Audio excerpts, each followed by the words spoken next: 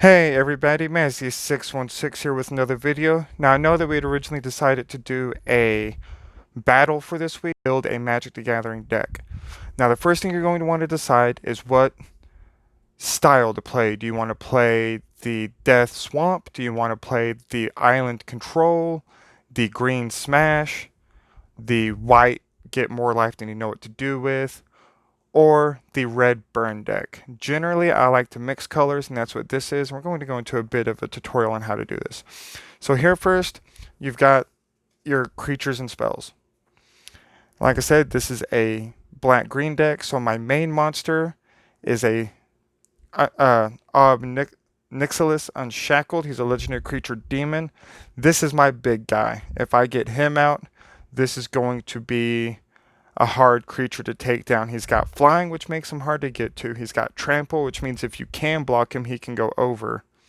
When your opponent searches his or her library, they lose a creature and lose 10 life. Or whenever another creature dies, not necessarily by this creature, put a +1/+1 counter on Mr. Unshackled here. So he's going to be my main creature. I want to get him out.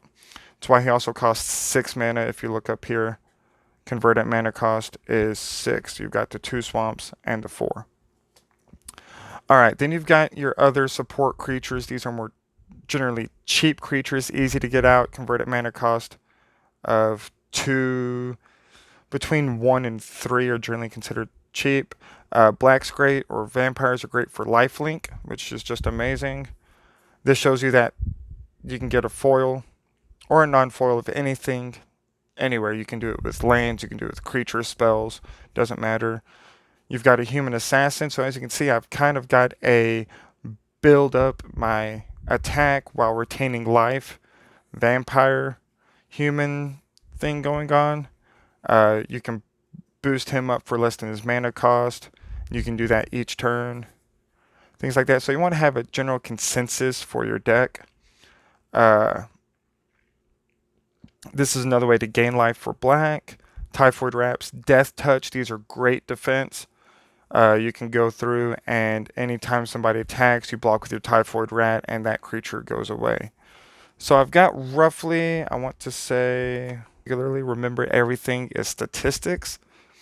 And then I've got some enchantments where I can enchant a creature and the creature gets 1 swamp, tap, target player loses 2 life. So you can burn with black as well.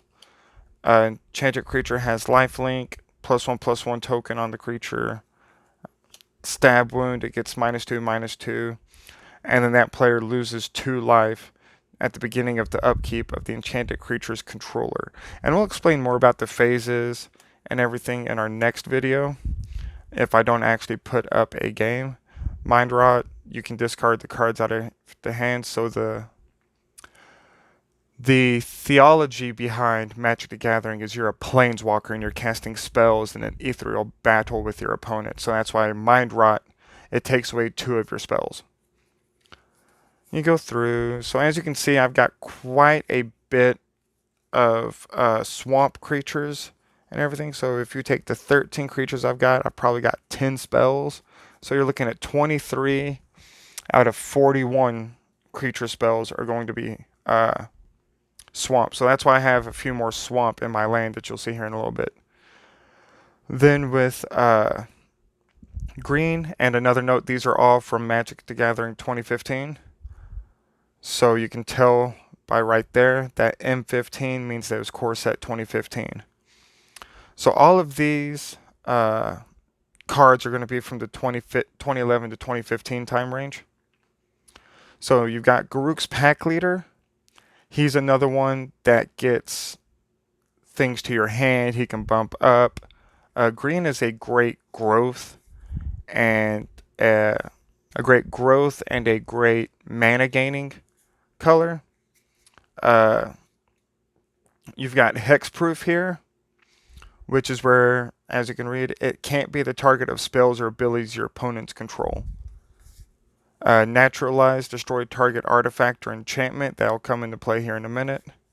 Titanic Growth is one of the best spells in the game because it's an instant, as you can see here, and you get +4/+4 until end of turn. That is just amazing during combat. Alright, now we go to artifacts. Artifacts are something that I didn't cover in the last video, so we're going to spend a little bit of time with them. Artifacts, as you can see, all they have is that singular 3 with no colored mana associated. Most artifacts you can cast with any color mana.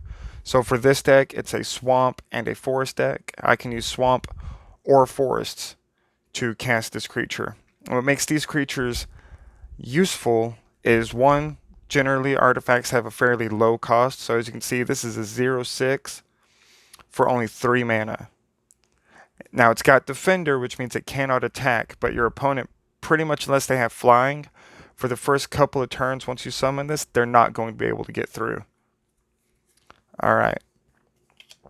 This artifact, as you can see, it's got the red coloring right here on the M15. That makes it a mythic, and there's a reason for that. It's only a 4 converted mana cost. You target 5, tap, and exile this particular artifact. You exile all non-land permanents. That includes enchantments, artifacts, and creatures.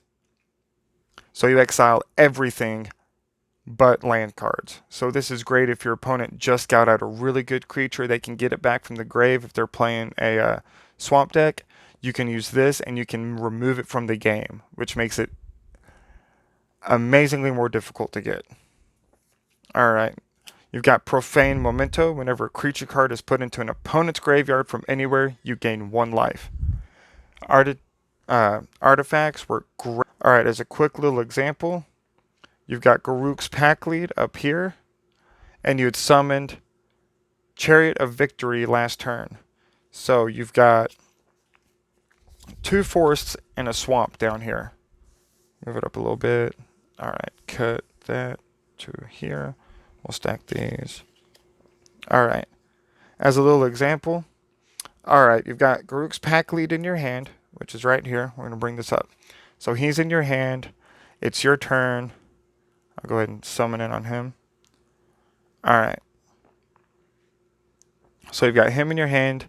Here's Chariot. I know my phone's not wanting to focus really well. I'm going to take off autofocus. Alright, so with Garruk's Pack Lead in your hand, you've got the 4 swamps. You've got 2 forests. He requires 4 of any color mana and 1 forest. So we're going to tap 1 forest, tap 4 swamps, and then we're going to cast Garruk's Pack Lead into the field. Alright, from here, for 1 forest mana, I can tap, pay the equip cost to Chariot, and I attach Chariot to Garruk's Pack Lead. Right now, I can attack with Garruk's Pack Lead now due to that Chariot. That's how equip works. You have to have at least 1 mana available to equip it to your creature. Alright, so we're going to go ahead and take these off, and now we're going to go to the land requirements.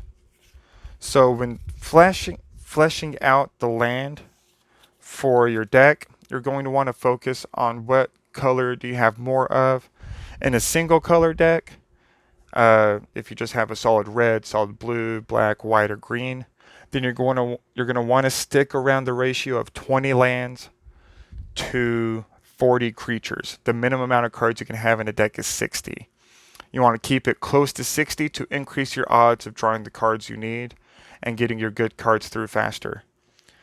Outside of basic land cards, you can only have a maximum of 4 cards of the same name or type. So you could only have 4 Titanic Growths, or 4 Staff of the Death Magus, or 4 Garruk's Pack Lead at most. I think there may be limited and semi-limited cards. I haven't looked in on it in a while. But if so, then those will be made available online.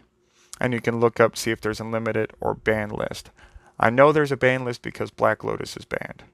And that card is awesome. Look it up. It's an amazing card. It's free to cast, and it gives you 3 mana on your first turn. It's also like a $60,000 card.